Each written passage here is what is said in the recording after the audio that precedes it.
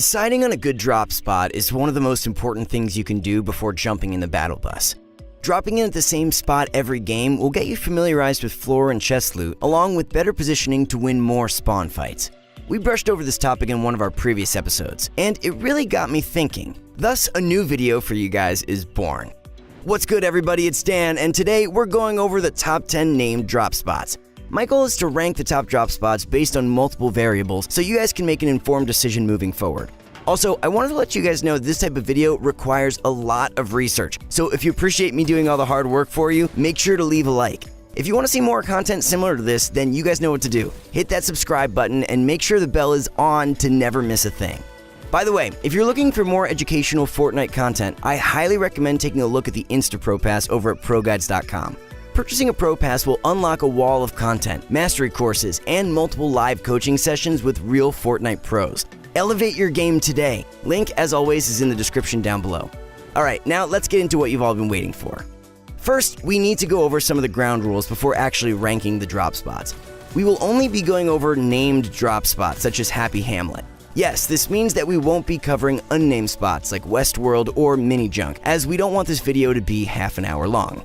But there is still 10 spots that we will be going over, which is more than enough for some action-packed content. Let's talk about the ranking system that we'll be using in this video.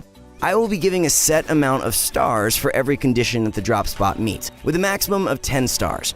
So basically, 10 stars means that this is the best drop spot ever, and 1 star means to never go here. Most of the drop spots in this list will fall somewhere closer to the middle, so keep that in mind as we jump into things.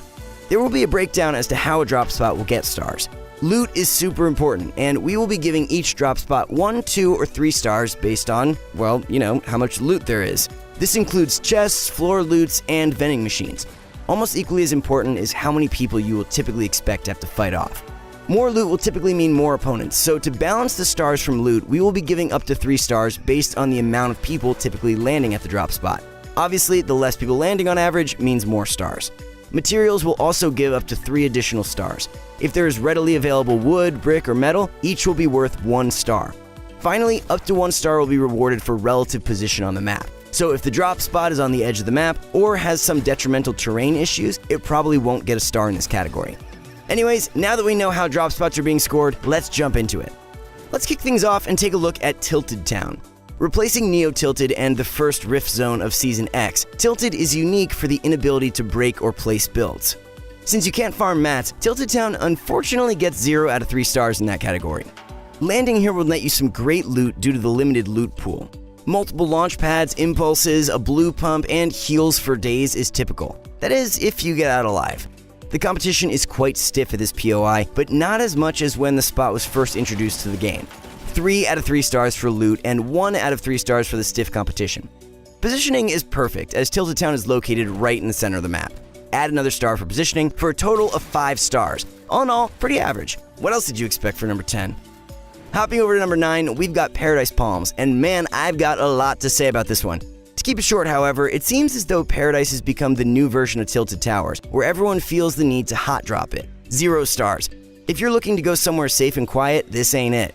Materials are quite solid, yet nothing to fawn over. Buildings made of brick along with metal cars and palm trees that line up the roads is good for 2 stars.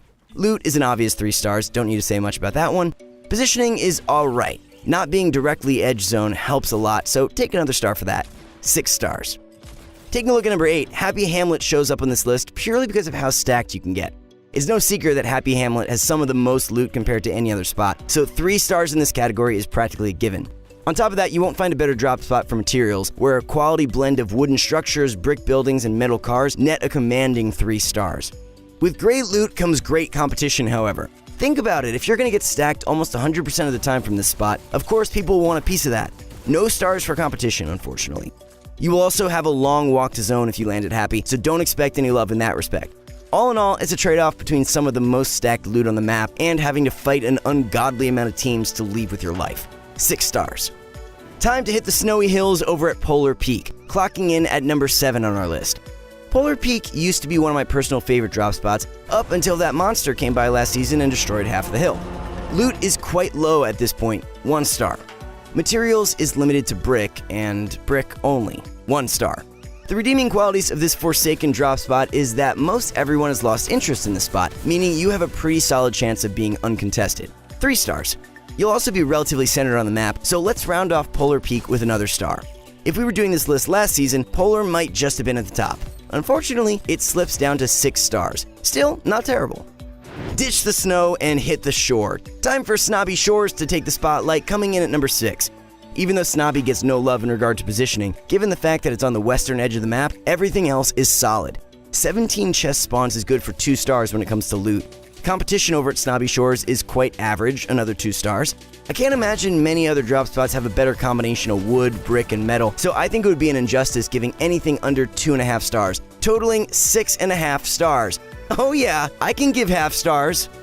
Taking a look at number 5, we got Lonely Lodge, where the loot is surprisingly solid. 16 chests and nuggets of floor loot is good for 2 stars any day of the week. Competition is also relatively low, so I'm gonna have to call it 3 stars. Wood and brick is abundant here, but the metal is quite lacking. Let's tack on another 2 stars in that regard. Finally, positioning is quite bad, so no stars here. 7 stars, not bad at all, Lonely Lodge. Junk Junction comes in at number 4. It's a really interesting drop spot because of just how opposite it is compared to, say, Paradise, which we went over not too long ago. Almost no competition is good for a full 3-star score. Loot isn't bad per se, but if you loot the surrounding buildings, which are technically an extension of Junk Junction, I'd feel safe giving a 2-star score. Junk is one of the only spots that has good metal, and just for that, we have to give 2 stars for the materials category. For position, well, if you've ever been to Junk before, you already know. If we could give negative stars, I would, but for the sake of fairness, 0 stars it is. 7 stars for Junk Junction, all things considered. Frosty Flights is one of my go-to drop spots, so it had to show up at number 3 on this list. Ever since the Baller Vault, Frosty Flights has seen less competition than ever. Landing at this former hot POI might just feel like a ghost town in Season X. You will still see some opponents here, but much less than before. 2.5 stars seems adequate. Loot has always been very rewarding at Frosty, given the abundance of floor loot between warehouses, solar panels, and the main buildings. I have to add another 2.5 stars in this area. Similar to Junk, Frosty is made out of pure metal. Although you'd be hard-pressed to find huge wood or brick resources here, metal is one of the hardest resources to acquire. And don't forget that there's a wood forest surrounding all of Frosty. 2 stars for materials, but 0 stars for positioning, of course. Have you ever tried foot rotating out of Frosty? A nightmare to say the least, but still good for 7 stars. Shifty Shafts is a dark horse, sneaking all the way to number 2 on our list. Shifty is easily overlooked as a drop spot, but that's why it's so solid. Given that it doesn't get a lot of looks, you could easily give this drop spot 2.5 stars for the competition, or should I say lack thereof.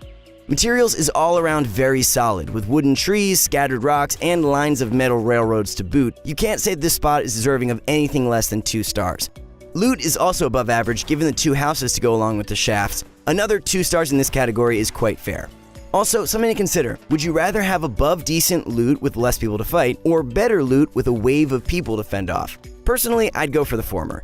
Finally, Shifty is one of the more centered POIs, so I definitely feel safe giving it 1 more star. 7.5 stars. And the moment you guys have all been waiting for, showing up at number 1 is Fatal Fields. You guys probably weren't expecting to hear this one, myself included, but there is a really strong case to be made for Fatal, and you'll have to hear me out. With the removal of Season 9's slipstreams and drones, Fatal Fields has become a far less popular land spot, especially in team playlists. Given that Trios is the competitive playlist of choice at the moment, it's really important to consider. This spot goes uncontested so many times in Trios that it's not even funny. Needless to say, I'm giving it a 3-star rating. You'll find yourself forgetting that spawn fights were even a thing. Materials are a whole different beast, and one that Fatal excels in. With 2 rock pits and 2 mini forests surrounding the outskirts of Fatal, you're looking at max wood and brick easily. Not only that, but you'll have enough to get your entire team up to max wood and brick, since there's just that much available. I want to give 3 stars just for that alone, but since the metal isn't too abundant, we can settle with 2. The loot is also something that people often overlook. Fatal Fields has 23 chests, compared to 25 chests at Paradise and 21 at retail. With that said, the floor loot is a bit lacking, so I wouldn't feel justified giving it a full 3-star rating in this category, so let's meet in the middle with 2.5 stars. Finally, although the mobility options such as the slipstream and drone were removed at the beginning of Season X, Fatal Fields is much more centered in relation to many other POIs, such as Lucky Landing and Frosty Flights that both have a much longer trek. Another star for positioning will net Fatal Fields 8.5 stars, good enough for the number 1 spot. When we really break it down, it becomes apparent that this list really promotes a safer playstyle. And it sort of makes sense, as picking out spots that have decent loot with the least risk possible is what we want, right? Well, if you're trying to pub stomp, this might not be for you. But if you're in a scrim match and need to preserve your life, or you're trying to get your first victory royale, then I'd highly recommend taking this list seriously. Alright guys, I want to hear from you, so join the conversation by leaving a comment with your thoughts down below. Do you agree? Do you disagree? I want to hear from all you guys.